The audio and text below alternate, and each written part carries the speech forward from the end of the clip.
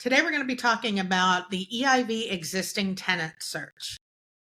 The existing tenant search is very frequently confused with the multiple subsidy report. The EIV existing tenant search is the one that you're going to run for applicants prior to move-in. It tells you whether your applicant is an existing tenant somewhere else. The multiple subsidy report is going to be run for your existing residents.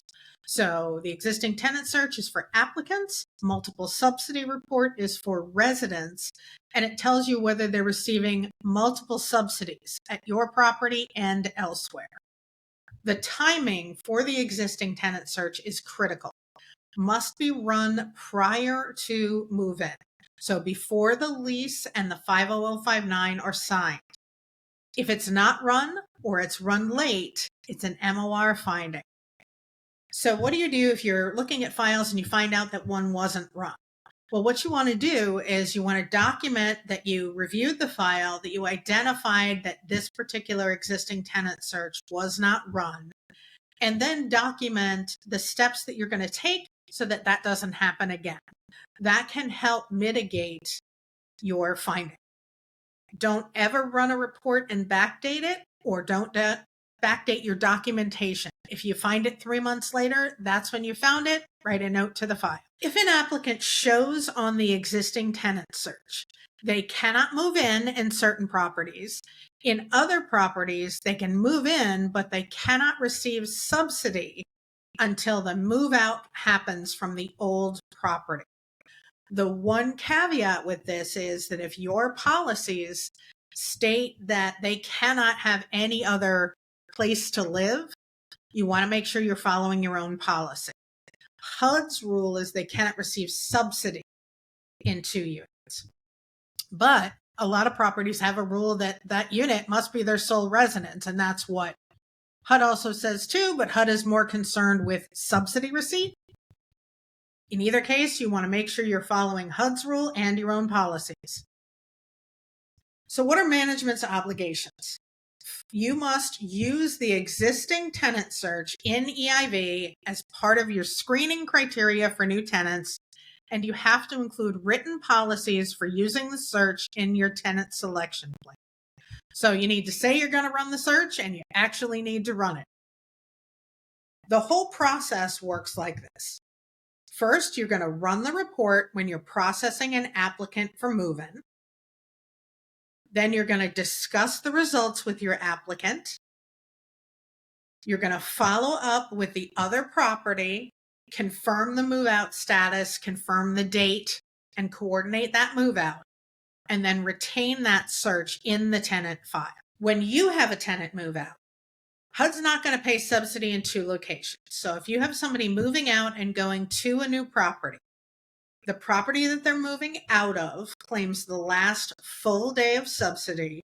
The property they're moving into would get subsidy as of the day of move-in, which is why it's important to coordinate that move-out. So properties must process the move-outs effective the later of the date that the tenant actually moved or the date that that move-out was discovered. This is why it's so important to coordinate this, because if a tenant moves out without giving notice, the old property may still be claiming subsidy. And if a tenant is going to be penalized for not giving notice, that is billed to the tenant, not to HUD. So if they didn't give notice and the property is still claiming subsidy, and they move into your property and you didn't do the existing tenant search, so you're losing some money, that cannot be billed to HUD.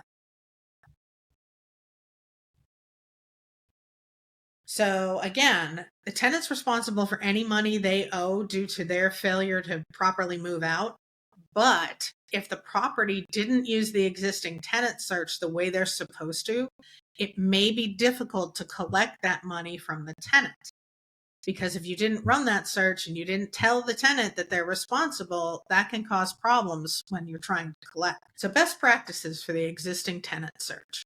1, run that search as required every single time.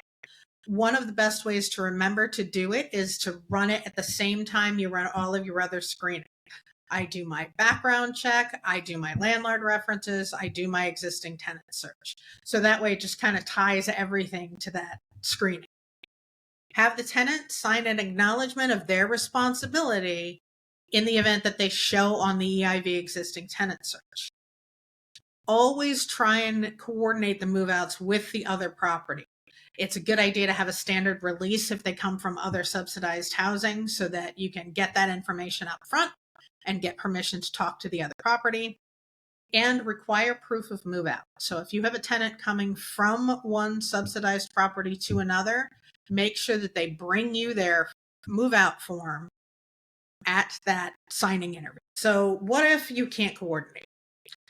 In the unlikely event that you have a conflict with another property and they have not processed the move out, attempt to resolve that directly and cooperatively just by reaching out to them and discussing the situation. If that doesn't work, you can certainly reach out to Navigate, your CA, to ask for assistance. And in some cases, your CA, whether it's Navigate or anybody else, is going to need to refer that matter directly to HUD if it can't be resolved easily. So key takeaways for the existing tenant search. It's a key element of applicant screening. Applicants in existing subsidized housing should be asked to provide proof of proper move-out and to sign a statement acknowledging their responsibility if they fail to move out properly. Owners and agents must process move-outs as HUD requires, and you can't claim for days that the tenant was not there except as HUD specifically allows. Owners and agents should attempt to resolve any conflicts with the other property before reaching out to your CA. So that's going to do it for the existing tenant search. What would you like to see on the next Tuesday Tips? We'd love to hear from you. You can reach out to Vicki or to me at our email addresses, and we'll see you on the next Tuesday Tip.